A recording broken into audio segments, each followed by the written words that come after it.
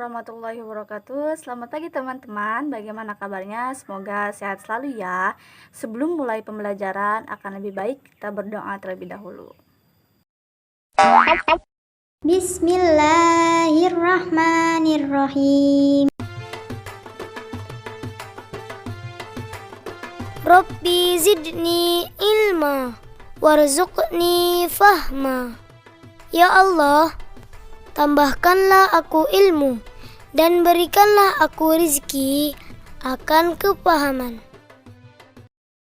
Tujuan pembelajaran yang pertama agar siswa mampu menjelaskan materi tentang sejarah dakwah Rasulullah SAW pada periode Islam di Mekah dan dakwah secara terang-terangan dengan baik dan benar.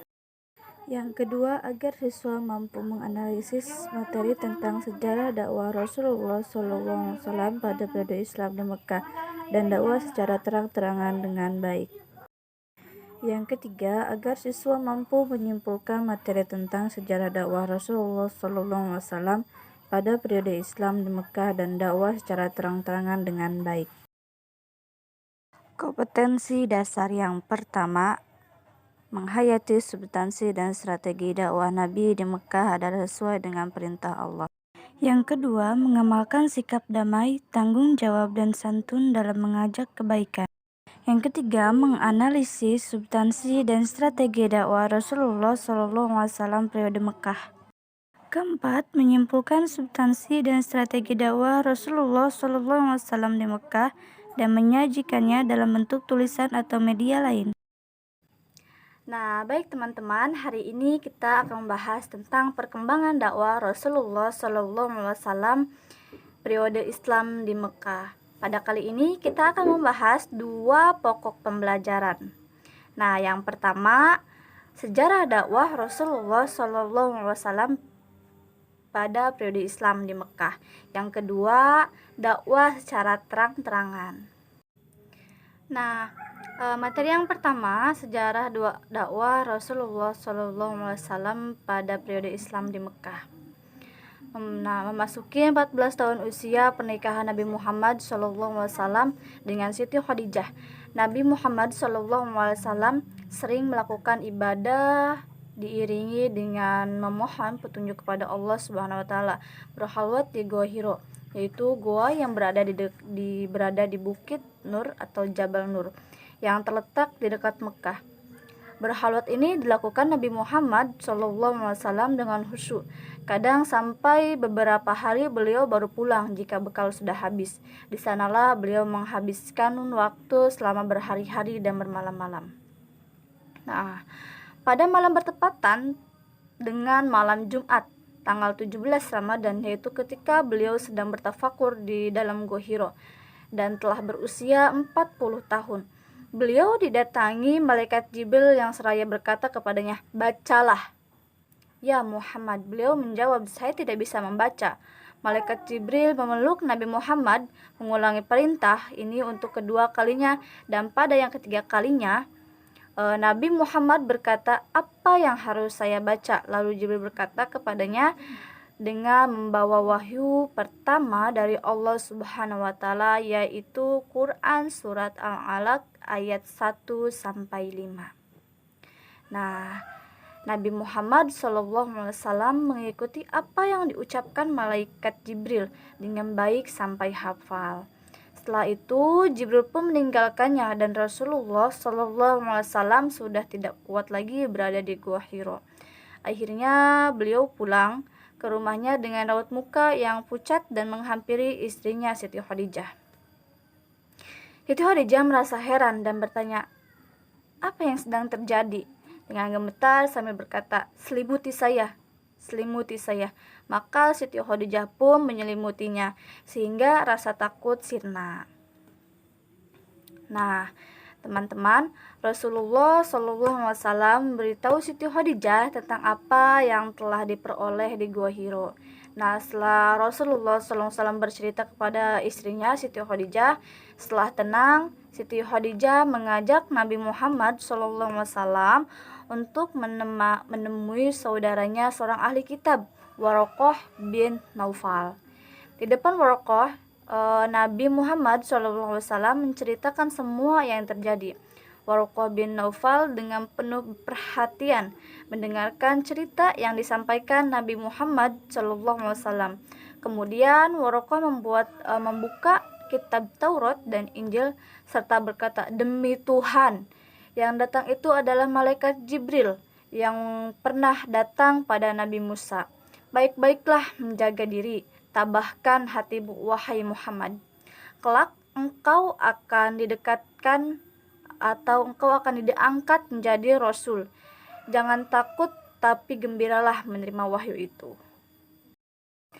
Nah, teman-teman, wahyu yang pertama kali turun Quran surat Al-Alaq ayat 1 sampai 5 yang berbunyi, A'udzu billahi minasyaitonir rajim. Bismillahirrahmanirrahim.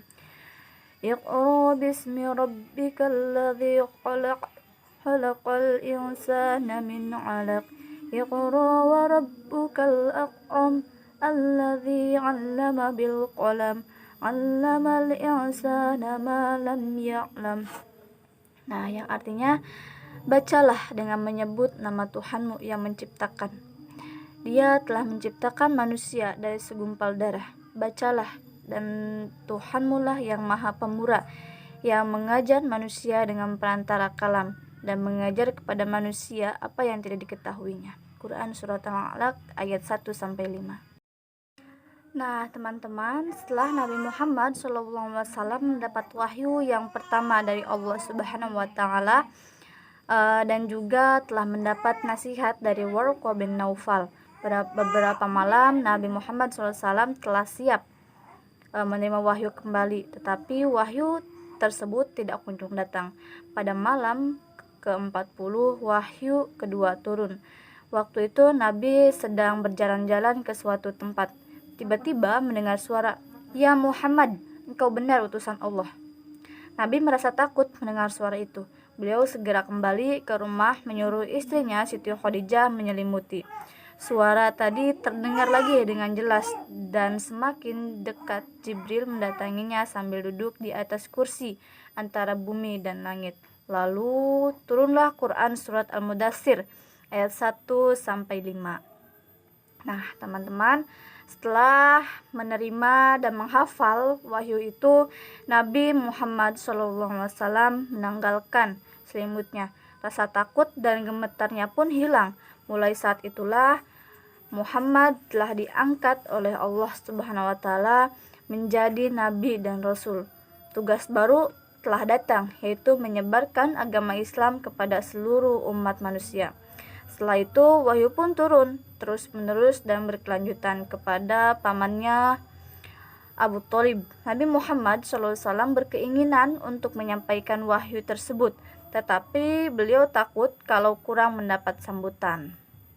Nah, teman-teman, maka dari itu Nabi memulai dakwahnya yang terbagi ke dalam 2 fase. Nah, fase pertama secara sembunyi-sembunyi atau yang sering disebut sirriyah, dan fase yang kedua secara terang-terangan atau yang disebut jahriyah. Nah, teman-teman, wahyu yang turun setelah Quran surat Al-Alaq ayat 1 sampai 5 yaitu Quran surat Al-Mudaththir ayat 1 sampai 5 yang berbunyi, A'udzu billahi minasyaitonir rajim. Bismillahirrahmanirrahim. Ya ayyuhal mudaththir, qum fa'anzir, wa rabbuka fakabbir, wa thiyabaka fatahhir, wa rujza fahjur. Shadaqallahul azim. Artinya, hai orang-orang yang mengemul atau berselimut, bangunlah, lalu berilah peringatan, dan Tuhanmu agungkanlah, dan pakaianmu bersihkanlah, dan perbuatan dosa tinggalkanlah. Quran surat Al-Mudaththir ayat 1 sampai 5. Nah, teman-teman sudah dijelaskan dari awal bahwa Nabi memulai dakwahnya yang terbagi ke dalam 2 fase. Yang pertama fase sembunyi-sembunyi atau fase sirriyah. Pada fase ini, Nabi Muhammad SAW menyuruh keluarga dan sahabat dekatnya Siti Khadijah masuk Islam dan bersaksi atas keesaan Allah dan kenabian suaminya yang mulia, sehingga ia adalah orang yang pertama kali masuk Islam.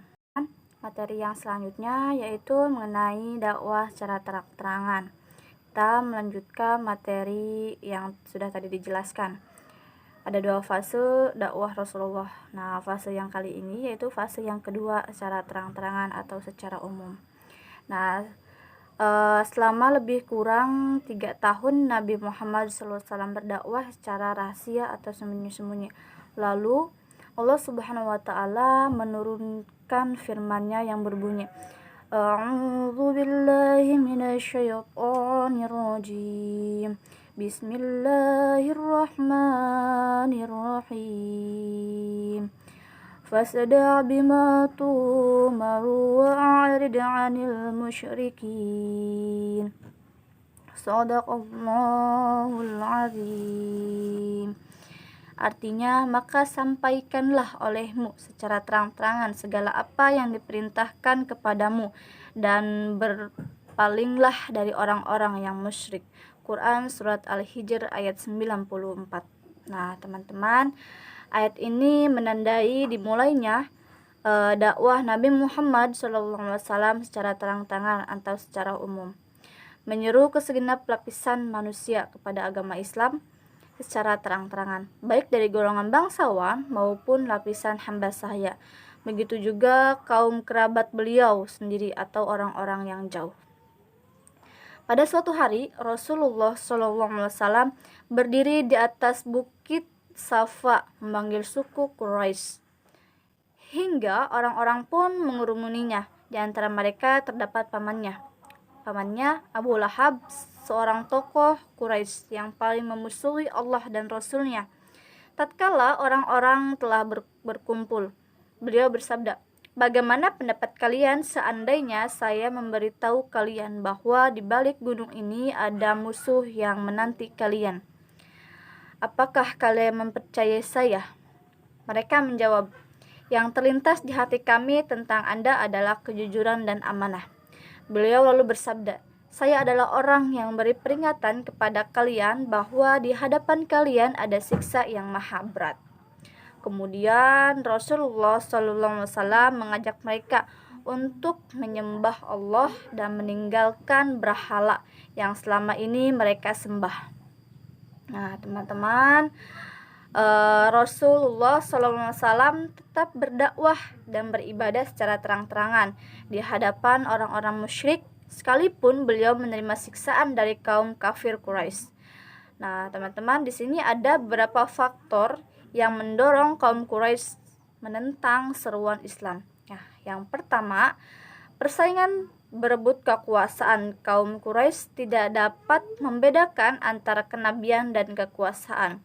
Mereka mengira bahwa tunduk pada Nabi Muhammad SAW berarti pada kekuasaan Bani Abdul Muthalib, sedangkan suku-suku bangsa Arab selalu bersaing untuk merebut kekuasaan dan pengaruh.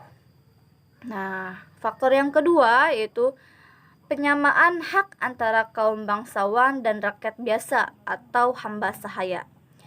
Tradisi sosial bangsa Arab mengenal kasta. Tiap-tiap manusia digolongkan ke dalam kasta-kasta. Padahal seruan Nabi Muhammad SAW memberikan hak yang sama kepada setiap manusia. Karena itu, kasta bangsawan dari kaum Quraisy enggan menganut agama Islam. Bahkan hamba sahaya bisa lebih mulia dari tuannya apabila dia lebih bertakwa. Teman-teman, faktor yang ketiga, takut akan hari pembangkitan. Agama Islam mengajarkan bahwa setelah hari kiamat, semua manusia akan dibangkitkan dari kuburnya. Orang yang berbuat baik akan mendapat balasan yang baik, sedangkan orang yang berbuat buruk akan mendapat siksaan. Kaum Quraisy tidak dapat menerima agama yang mengajarkan bahwa manusia akan hidup kembali sesudah mati. Nah, faktor yang keempat itu faktor ekonomi. Nah, inilah yang menyebabkan kaum Quraisy enggan meyakini Islam, karena dalam keadaan agama Islam tidak diperbolehkan menyembah berhala. Padahal, membuat patung adalah sebagai salah satu mata pencaharian mereka. Alhamdulillah, materi sudah saya sampaikan. Semoga bermanfaat untuk kita semua. Silahkan teman-teman berdiskusi mengenai materi yang telah didiskusikan. Lalu presentasikan kepada teman-teman kalian dan saling tanya jawab. Nah, sangat menarik bukan materi yang sudah dijelaskan mengenai dakwah Rasulullah SAW. Sejarah kebudayaan Islam sangat penting dipelajari oleh kita semua. Kita dapat belajar memahami, mengikuti, meneladani jejak-jejak Rasulullah SAW. Nah, baik teman-teman, terima kasih atas waktunya. Semoga apa yang kita pelajari hari ini bermanfaat untuk kita semua. Nah, teman-teman, mari kita tutup pembelajaran pada hari ini dengan membaca hamdalah dan dilanjutkan dengan doa setelah belajar. Bismillahirrahmanirrahim. Allahumma inni astaudi'uka ma 'allamtanihi fardudhu ilayya inda hajati wala tansanihi ya rabbal alamin. Ya Allah, sesungguhnya aku menitipkan kepada Engkau ilmu-ilmu yang telah Engkau ajarkan kepadaku, dan kembalikanlah kepadaku sewaktu aku butuh kembali, dan janganlah Engkau lupakan aku kepada ilmu itu, wahai Tuhan seru sekalian alam.